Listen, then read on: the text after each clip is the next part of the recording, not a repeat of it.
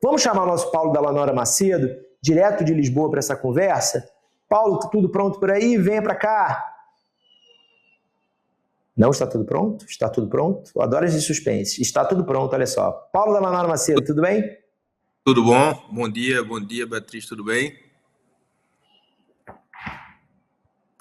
Olha aqui, Paulo, mesmo com esse protagonismo, o Lula não foi ao Paraguai para assinatura, né? E fez uma cerimônia de véspera no Rio de Janeiro, essa que eu contei agora há pouco. Você viu esse encontro no Rio? Como é que você percebeu isso? Foi uma estratégia, como eu analisei aqui, para mostrar o Brasil como o maior negociador do acordo? Claro, e foi também um gesto da União Europeia, da Ursula, né, e do Antônio Costa, que ligaram para o Planalto dizendo que queriam ir antes ao Brasil, né? Até pelo reconhecimento do papel que Lula teve nesse acordo, muito nesse momento final, que ele empurrou muito. Eu disse que eu tive ano passado lá na visita dele ao Macron em Paris e fiquei com a nítida sensação que teve algum tipo de negociação ali que o Macron ia ficar gritando, mas só para o consumo interno, mas do ponto de vista objetivo não ia ter formação de frente contra o acordo, tá? Era muito mais uma coisa de somente para consumo interno para aparecer, mas de fato acho que isso aconteceu. Então eu penso que essa ida deles lá e o pedido para irem lá, né, é um reconhecimento muito importante, né, porque quase que foi eu até falei isso no artigo que a gente publicou no Amado Mundo, fez a autenticação do acordo, né? A autenticação, nesse caso, anterior, prévia, né? Foi muito importante. Teve um dado também interessante, que o avião que levou a Úrsula e o Antônio Costa à Assunção foi o avião presidencial de Lula. Eles chegaram lá em Assunção, no avião do Brasil, que lá o vídeo descendo a bandeirinha do Brasil, quer dizer, mais simbólico do que isso não tem, né? Porque passa aqui para tirar a foto comigo, para meio que beijar a mão, né? A gente chama, e depois o meu avião leva vocês lá em Assunção, para fazer aquela coisa que é meramente formal. Eu achei assim bastante relevante. Paulo, e a gente vai aproveitar que você está aqui com a gente para a gente chamar uma outra pessoa aqui para essa conversa e a gente entrar no mérito do acordo, no impacto econômico real do acordo, e a gente poder fazer essa conversa aqui com você e com ele também, que é o economista Bruno Capuzzi, pesquisador do Instituto Universitário Europeu, que já trabalhou na Apex em Bruxelas, conhece bem esse acordo. Bom dia, Bruno. Bom dia, Beatriz, tudo bem? Tudo bem, obrigada por conectar aqui com a gente.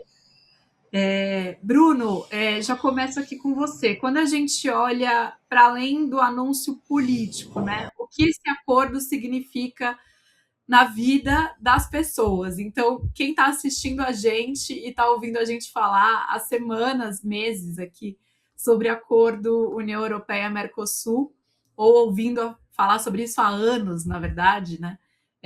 O que vai sentir? O que o brasileiro vai sentir no dia a dia dele? Assim, onde estão os ganhos reais para o Brasil? Quais setores devem sentir essa mudança? Legal, Bia. Essa é uma pergunta bastante importante para a gente trazer um pouco de uma discussão muito politizada e política e às vezes técnica demais para o dia a dia das pessoas, né? Como vocês estavam comentando, foi um acordo que ele demorou muito para ser concretizado, mas eu gosto sempre de começar toda a minha fala sobre o acordo dizendo que ele sim começou há 25 anos, mas ele não ficou 25 anos em processo. Houve momentos de maior ou menor incentivos políticos, houve um hiato de quase 10 anos nesse processo, porque realmente não havia interesse em determinados momentos para seguir um acordo, exatamente porque a parte comercial, a parte econômica, a parte que realmente pode afetar a vida das pessoas positiva ou negativamente, não havia uma grande concordância, porque os objetivos das duas partes, eles são muito antagônicos nesse acordo. O Brasil e o Mercosul, com um potencial e competitividade agrícola muito grande, e é exatamente o setor onde a União Europeia tem a maior sensitividade. E o oposto também é verdade. A União Europeia com uma competitividade industrial muito grande, que são os setores em que o Brasil e o Mercosul tinham e têm o interesse de criar algum certo de espaço para uma maior manobra política. E com isso, eu queria dizer que da parte comercial, o acordo ele não vai, como a gente fala, mudar a agulha de forma significativa, ele não vai resolver eventuais problemas econômicos de nenhuma das partes, ele é um acordo de complementariedade, ele é um acordo que ele vai ter alguns ganhos setoriais importantes, mas ele não deve mudar a grande economia dos dois blocos. A União Europeia tem uma expectativa de aumentar as exportações para o Mercosul um pouco maior do que as do Mercosul para a União Europeia. E olhando aqui para a nossa vida no Brasil, que é uma parte importante da sua pergunta, o Brasil sim tem possibilidade de ganhar em alguns produtos que vão reduzir tarifa, como, por exemplo, café solúvel, frutas, mel. Porém, a grande parte da economia do Brasil e do Mercosul que poderia ganhar muito com esse acordo, que é o setor agrícola, ele é muito regulado na União Europeia e ele vai continuar muito regulado com as cotas. Então, aqueles produtos que o Brasil poderia entrar de forma grande e gerar um incremento na nossa economia, os ganhos com o acordo eles vão ser mínimos. Bruno, Guilherme aqui, bom dia, prazer te receber. Vou traduzir a pergunta para Bia em 2 exemplos que eu já ouvi em grupos já li em grupos de Zap, ouvi aqui e ali em mesa de bar. Quando é que a gente vai ter vinho europeu, queijo francês, queijo holandês mais barato aqui no Brasil? Oi, Guilherme, bom dia. Olha, isso vai depender de quando a gente conseguir ratificar o acordo aqui no Brasil e na União Europeia. No melhor dos cenários, o acordo deve ser colocado à votação no Parlamento Europeu lá para março, abril, assim que os ânimos políticos estiverem alinhados. Estima-se que a partir do momento que o Parlamento Europeu consiga votar, a gente já vai ter avançado no Senado brasileiro, que atualmente ele vai começar na Comissão de Relações Exteriores do Senado. Tudo isso acontecendo, a gente estima que o acordo ele vai começar a ter os primeiros ganhos de reduzir o vinho e os queijos no supermercado, no melhor dos cenários, no começo do ano que vem. Tá. Agora, eu fiz uma brincadeira, mas eu queria te perguntar uma coisa que está agoniando os produtores brasileiros de queijo, de vinho, de vários outros produtos, em que a concorrência vai ser mais bruta agora, né? Porque a gente tem queijos de qualidade, a gente tem vinhos de excelente qualidade também, mas a gente está falando de um continente que produz tanto uma coisa quanto outra há alguns séculos a mais do que nós. Né, e tem economias muito mais robustas, subsídios para as pessoas, tem indústrias muito mais desenvolvidas em torno desses produtos, por exemplo, mas há outros também que a concorrência vai ser grande, e isso vai fazer com que os produtores brasileiros tenham que se mexer. Qual é hoje o cenário real para os produtores brasileiros? Eu sei que cada setor é um setor, então podemos ficar aqui, por exemplo, na questão dos vinhos. O que o produtor brasileiro de vinho terá que fazer, qual vai ser o dever de casa dele para ele não ser prejudicado por esse acordo? Esse é um excelente ângulo para explorar, Guilherme. Os produtores de vinho, de queijo, assim como os setores industriais também, eles vão precisar se atualizar de alguma forma com alguns processos mais modernos, eles vão precisar achar formas de aumentar a competitividade para, de fato, competir com produções mais tradicionais, como você colocou, a questão de alguns séculos antes na fabricação de vinhos, de queijo.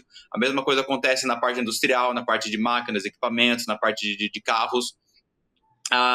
Os diferentes setores eles têm diferentes períodos de desgravação, o que quer dizer, a alíquota de importação do Mercosul ela vai ser diminuída gradualmente, ano após ano, após a entrada em vigor desse acordo. Então, não vai ser da noite para o dia. A maioria dos produtos está de 5 a 10 anos, o setor automobilístico está até 15 anos, então é um tempo em que os setores eles vão conseguir se planejar, entender, o que quer dizer que eles vão ter condição de quantificar quanto que o produto europeu vai ficar mais barato a cada ano. E com isso ele vai conseguir antecipar os problemas, entre aspas, ou as oportunidades de mercado para melhorar a sua competitividade.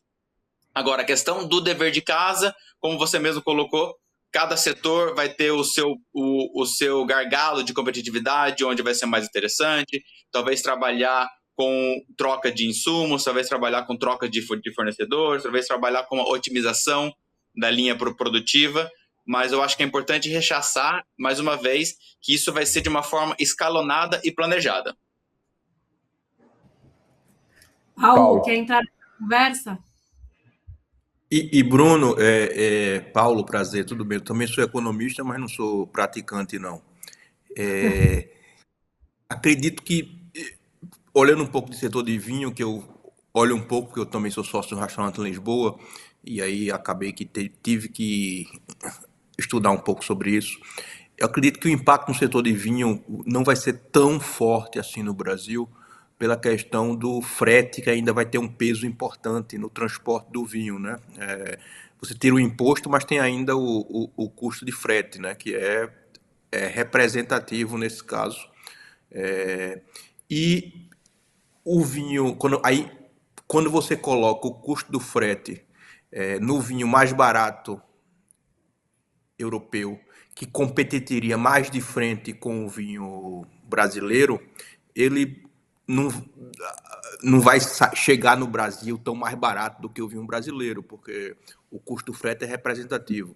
E os vinhos mais caros europeus, de uma faixa maior, não tem um competidor muito claro no Brasil. Então, eu acho que nessa questão do vinho, eu penso que é muito ganha-ganha. Vai ter uma possibilidade de aumento do mercado, porque você vai ter uma quantidade de vinho de melhor quantidade, de um preço menor, mas que não necessariamente é aonde o vinho brasileiro domina, né? O vinho brasileiro deve dominar abaixo aí de 5 euros a garrafa, né?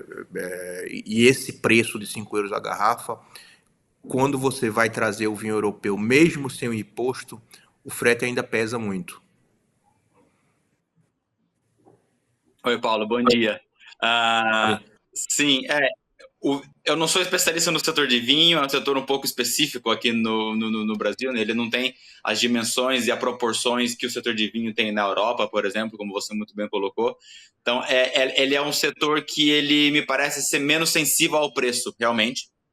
Porque hoje, como você falou, quem vai comprar um vinho europeu de médio para alto nível, essa pessoa está disposta a desembolsar uma quantia um pouco maior para ter um produto de qualidade. Então, para esse tipo de mercado consumidor, que é o mercado chamado de mercado de nicho, esse mercado relativamente menor, relativamente pequeno, ele vai ter essa vantagem. Esse consumo de nicho ele vai ser mais barateado, mas eu concordo com você que não é ele que vai criar uma competitividade para aquele produto brasileiro que é vendido em maior escala para os consumidores brasileiros de vinho. Ele não vai chegar a tomar aquela parte do mercado de fato.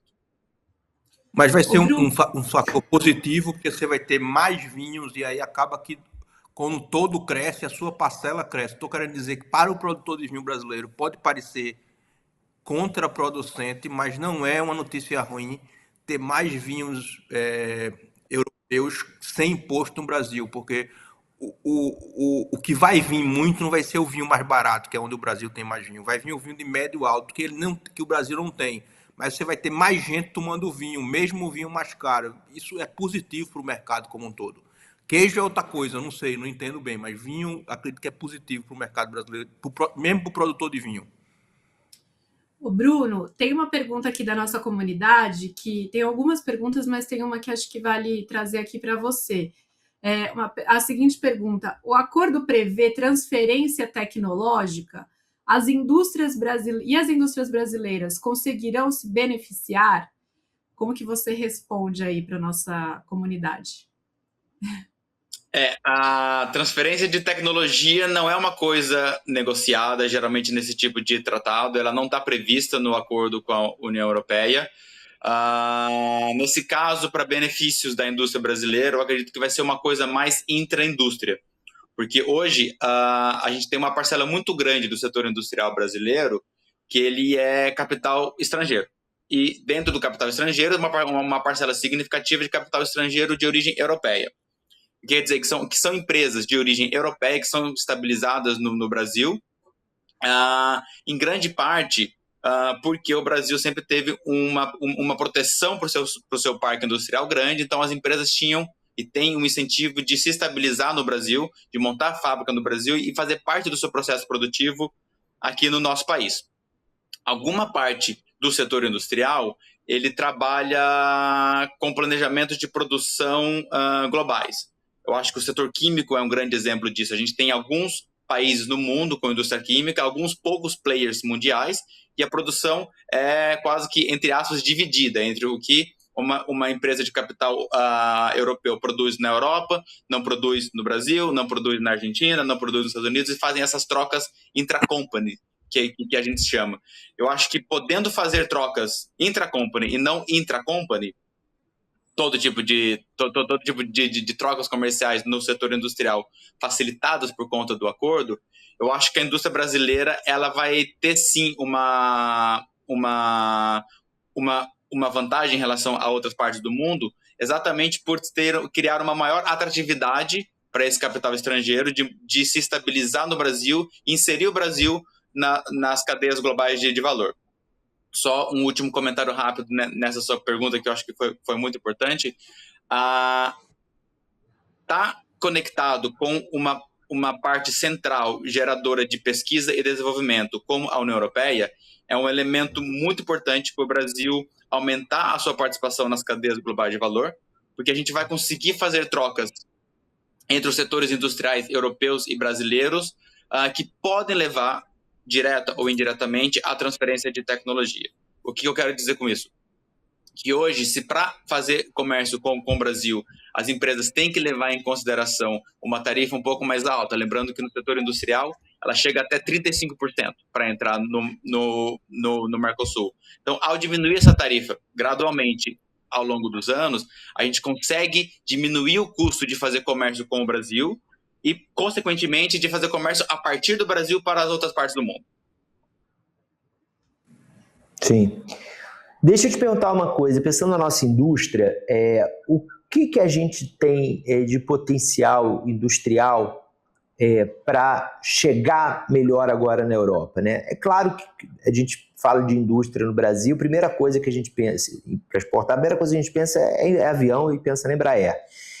Mas a gente tem mais coisa além da Embraer, né? O que a gente consegue, graças ao acordo agora, a nossa indústria agora vai estar mais presente na Europa. Lembrando que o Lula tem agora em abril uma missão para Hannover, né, a maior feira industrial do mundo, que certamente agora o Brasil vai chegar em Hannover, numa feira como essa, de um outro tamanho e com outras possibilidades, né, Bruno? Sim, com certeza, Guilherme.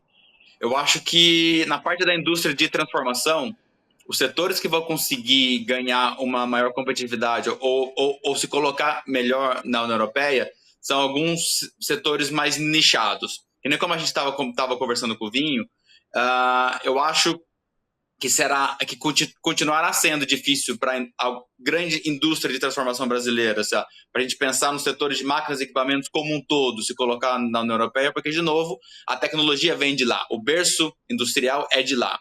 Mas alguns produtos, o Brasil tem uma tecnologia e um know-how muito avançado, como, por exemplo, maquinários agrícolas.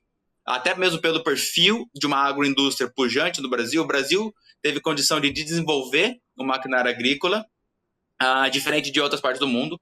E esse é um setor quase que nichado que o Brasil pode se beneficiar.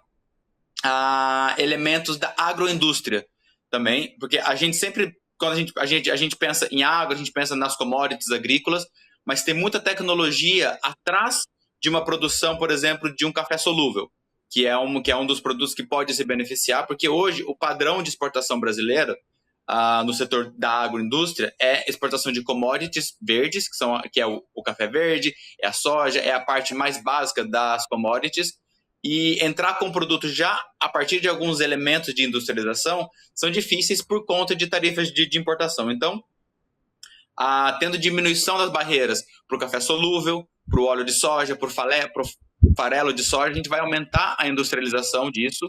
E lembrando que se a gente aumenta a industrialização de produtos, mesmo que sejam da agroindústria, a gente aumenta o consumo das nossas máquinas industriais aqui no Brasil, que acaba levando o setor industrial como um todo.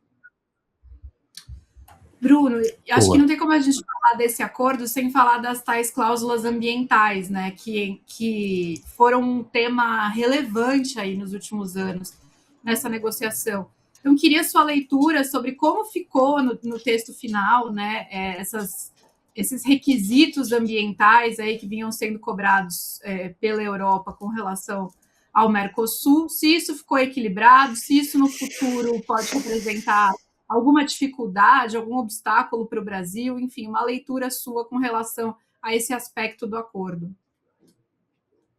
Olha, essa é uma excelente pergunta, Bia, porque, de fato, como você colocou ali, entre 2019, quando a primeira negociação foi concluída, até a segunda negociação concluída no final de 2024, muita coisa se falou, majoritariamente sobre a questão ambiental.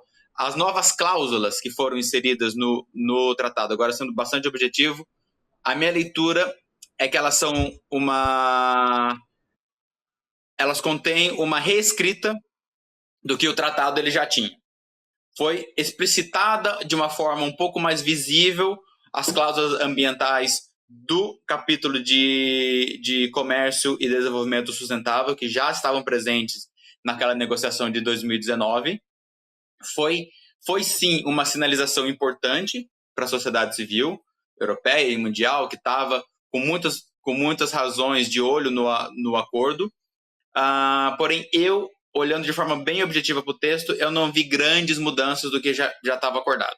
O que houve foi um destrinchamento das condicionantes ali, para deixar isso um pouco mais visível. E eu dou um exemplo bastante claro. O capítulo de comércio e desenvolvimento sustentável, ele trazia que a questão ambiental, incluído o Acordo de Paris, ele trazia uma linguagem quase que leve e branda, de que aquilo é central ao acordo.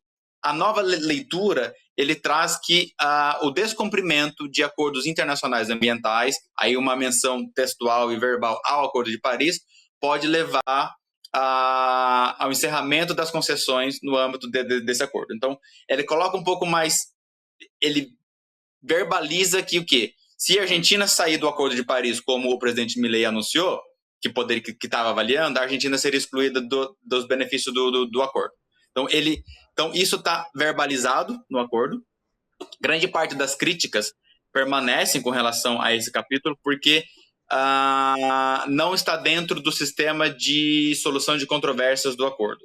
Porque hoje, se algum país europeu ou algum país do Mercosul infringir alguma parte do acordo, tem um grande mecanismo de solução de controvérsias que faz essa leitura para interromper as concessões, só que a questão ambiental está fora, ela tem prevista uma cláusula de solução de controvérsias específica, para ser tratada somente no âmbito de questões ambientais, o que tira um pouco do peso desse capítulo de fato. Ele não está tão forte como ele poderia estar, como algum outro tratado da União Europeia, os mais atualizados possíveis que eles fizeram nessa parte, mas ele prevê sim que se houver retrocessos na questão ambiental, e essa é uma das partes vagas que deixa aquela parte para interpretação no futuro, se digamos que daqui a alguns anos um país europeu entende que houve retrocesso na questão ambiental do Brasil, seja ele qual for, seja qual for a alegação, esse país vai ter o direito de criar um processo de solução de controvérsias dentro do acordo para avaliar se houve mudanças realmente ou não, que pode levar ao interrompimento dos benefícios do acordo, que são as preferências tarifárias. Bruno, obrigado. Vamos fechar a parte do acordo, mas eu queria pedir para você ficar mais um pouquinho aqui com a gente, porque a gente vai falar sobre dos temas mais...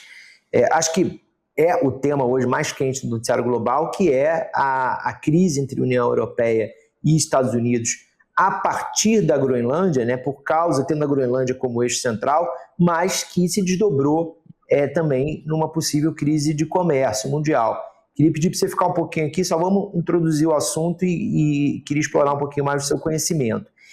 A União Europeia está avaliando impor sanções de quase 600 bilhões de reais aos Estados Unidos em resposta à decisão anunciada pelo Donald Trump de impor, a partir de 1º de fevereiro, 10% de tarifas aos países contrários à compra da Groenlândia pelos Estados Unidos.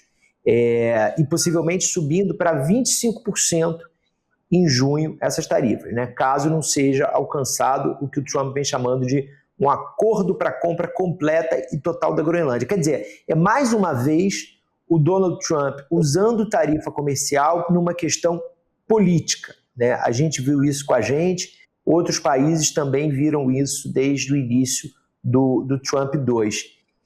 Até onde a Europa tem pujança para reagir, Bruno? Vou pedir para você responder, depois vou passar para o Paulo também para comentar e complementar uma pergunta para o Bruno sobre isso.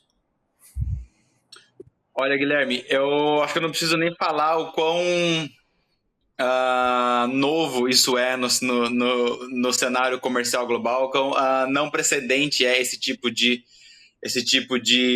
ameaças e esse tipo de atitude que pode realmente desestabilizar a parceria econômica, militar e de paz mais longa da história, que é entre Europa e Estados Unidos. O anúncio do Trump em si, ele já é uma violação do acordo que foi assinado no ano passado entre a União Europeia e Estados Unidos, que vocês devem lembrar, foi um acordo que foi muito questionado dentro da União Europeia, porque a União Europeia se comprometeu a aumentar as compras dos Estados Unidos e o compromisso dos Estados Unidos foi de reduzir as tarifas que eles já tinham aumentado de forma unilateral. Foi um acordo de contenção de prejuízo do lado europeu, onde a União Europeia abriu e concedeu espaços para os Estados Unidos, esperando a manutenção dessa parceria quase que centenária, dessa parceria que mantém a estabilidade, dessa parceria que mantém a Europa possível como desenvolver o seu mercado.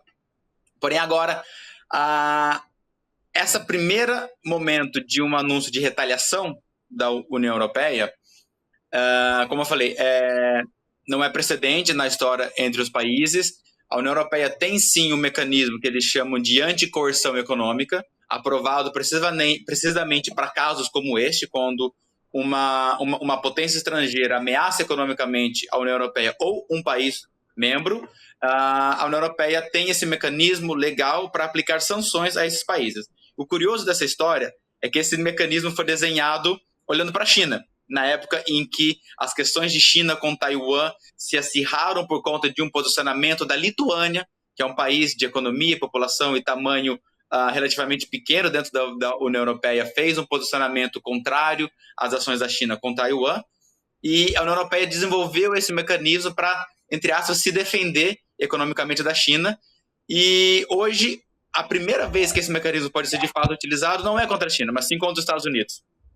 E eu tenho escutado muito de alguns parceiros europeus de que se o mecanismo existe para a coação econômica, esse é o momento. Que nada mais claro, nada mais textbook case, como eles falam, de coação econômica, como o que está acontecendo hoje vindo do outro lado do Atlântico.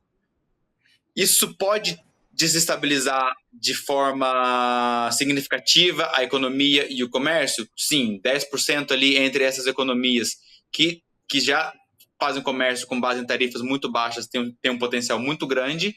O risco político disso é enorme, mas eu ainda olho com um pouquinho de um grande sal e um pouquinho de reticência esses anúncios. Tem muito jogo de xadrez, tem muito de você fazer uma mudança e voltar.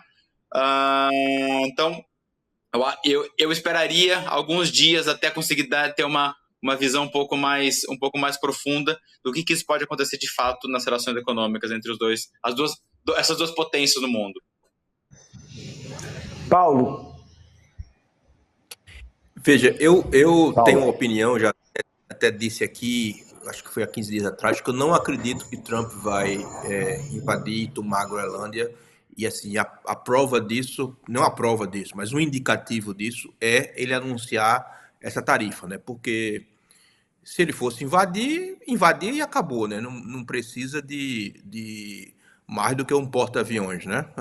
Para tomar aquilo ali. Então, para que você criar essa coisa da tarifa? Isso, para mim, foi claramente um indicativo que ele não tem condição política de invadir a Groenlândia, porque, assim, você tem a eleição de meio de mandato aí, que ele está pendurado de perder maioria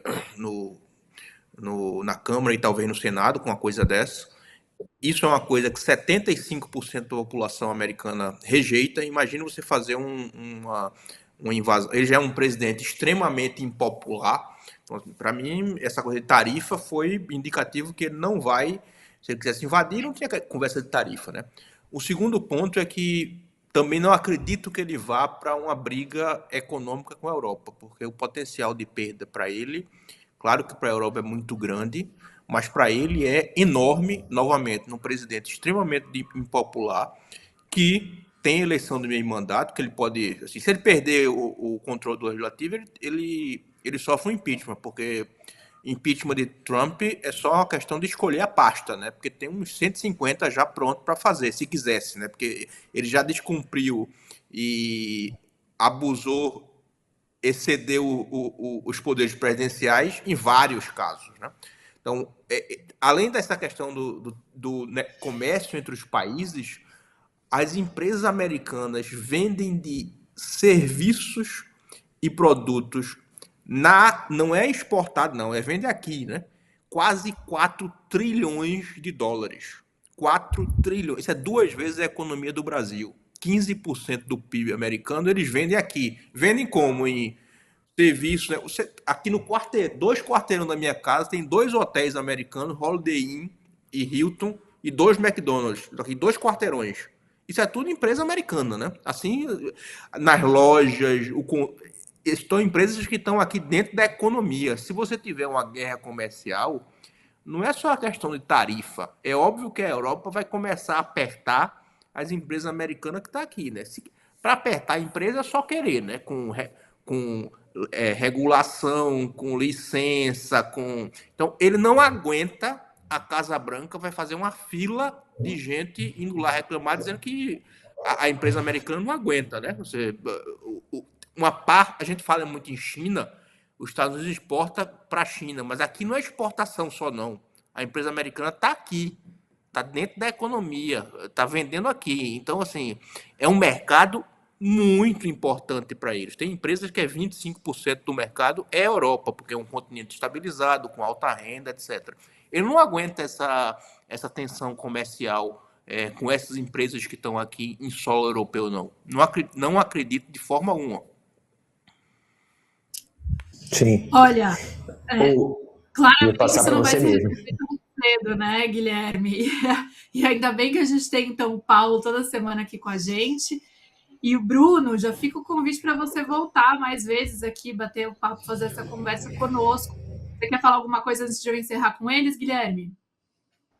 Eu queria falar... Eu ia passar... Fale. Eu queria falar sobre talvez isso seja um presente. A gente fez aquele evento no final do ano, em dezembro, né, Guilherme? E o Gabriel Petrucci falou que pode acontecer... A eleição na França não está definida. A extrema-direita pode ser que não ganhe se acontecer alguma coisa. Pode ser que Trump tenha dado esse presente, se essa coisa de fato ficasse escalando, e você criar uma sensação de união da França em torno dos interesses nacionais, etc., que, de certa forma, a extrema-direita está fora disso, porque ela é vista como um aliado ali, vamos dizer, meio que envergonhado do Trump, né? Talvez ele dê esse presente também de fazer com que a extrema-direita sofra um desgaste. Se escalar e tiver uma batalha comercial, e tiver perda de emprego, e tiver, enfim. Não só na França, né, Paulo? No teu terreno também, a gente vai falar essa semana com calma das eleições aí de Portugal, mas pode ser um fator de mobilização em vários países europeus para, eventualmente, frear o avanço da extrema-direita. Bruno, queria te agradecer demais. Esse acordo tem muito desdobramento. A gente tem um programa aqui no canal chamado Lisboa Connection, que eu apresento com o Paulo. Ele é gravado na Europa, é gravado aqui, sobre Brasil e Europa. E naturalmente um programa sobre Brasil e Europa não tem como a gente não falar sempre sobre o acordo. Então te convido eu já te convido para um Lisboa Connection inteiro só com você, porque eu já vi que você é o cara para tirar nossas dúvidas sobre o acordo. Mas pra você ter uma ideia, a gente fez um especial agora no início do ano, só com trechos de todos os entrevistados do ano passado sobre o acordo. Porque Roberto Azevedo, Jorge Viana, Mercadante, Durão Barroso, todo mundo que a gente entrevistou que está entre política e economia, negócios, a gente perguntou sobre o acordo. Então, é um tema que a gente trata muito no Lisboa Connection, no matinal, claro, também, com os reflexos na política, mas no Lisboa Connection em especial. Valeu demais pela sua presença. A gente aprendeu um bocado aqui, né, Paulo Bia? Com certeza. Obrigada, Bruno. Obrigada, Valeu, Paulo. Bruno. Um abraço.